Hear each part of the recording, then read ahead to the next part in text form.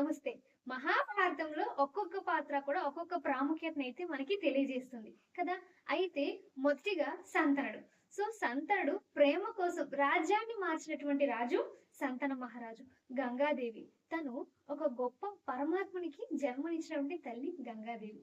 తను తన ధర్మం కోసం కఠినమైనటువంటి నిర్ణయాలు తీసుకున్నటువంటి ఒక గొప్ప తల్లి గంగాదేవి.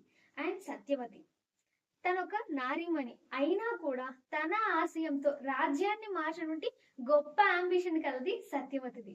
అలాగే భీష్ముడు. భీష్ముడు అంటే మనకు గుర్తొచ్చేది ప్రతిజ్ఞ. భీష్మ ప్రతిజ్ఞ.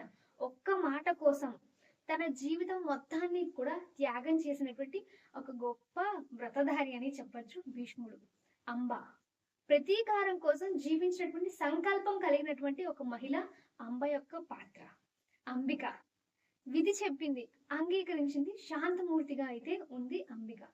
అలాగే అంబాలిక. భయంతోని భవిష్యత్తు మార్చినటువంటి వ్యక్తి. చాలా భయపడింది అంబాలిక. అలాగే విచిత్ర వీరుడు. రాజ్యం ఉంది కానీ బలహీనమైన నిర్ణయాల యొక్క ప్రతిరూపం ఈ యొక్క విచిత్ర వీరుడు. అలాగే వ్యాసుడు. వ్యాసుడు మహాభారతాన్ని రచించినటువంటి ఒక గొప్ప వ్యక్తి వ్యాసుడు. తను జ్ఞానాన్ని సృష్టించినటువంటి మహర్షి కూడా ఈ యొక్క వేద వ్యాసుడు. ఓకే. అలాగే కుంతిదేవి.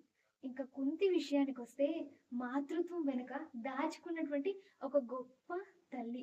చాలా బాధనైతే తను అనుభవించింది కుంతి. పాండురాజు. శాపం వెనుక నలిగిపోయినటువంటి ఒక గొప్ప రాజు పాండురాజు. అలాగే యుధిష్ఠిరుడు. ధర్మం. ధర్మాన్ని నమ్మినటువంటి ఒక గొప్ప రాజు ధర్మరాజు.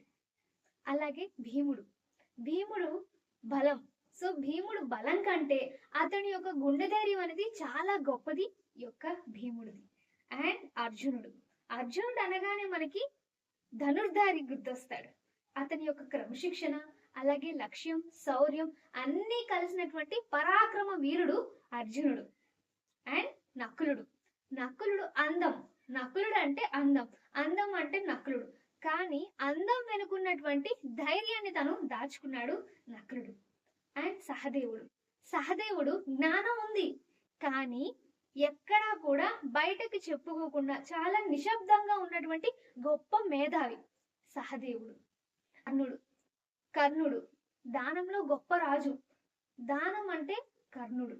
కానీ తన జన్మ హక్కును కోల్పోయినటువంటి ఆవేదన అనేది అతనిలో చాలా వరకు మనకి కనిపిస్తుంది.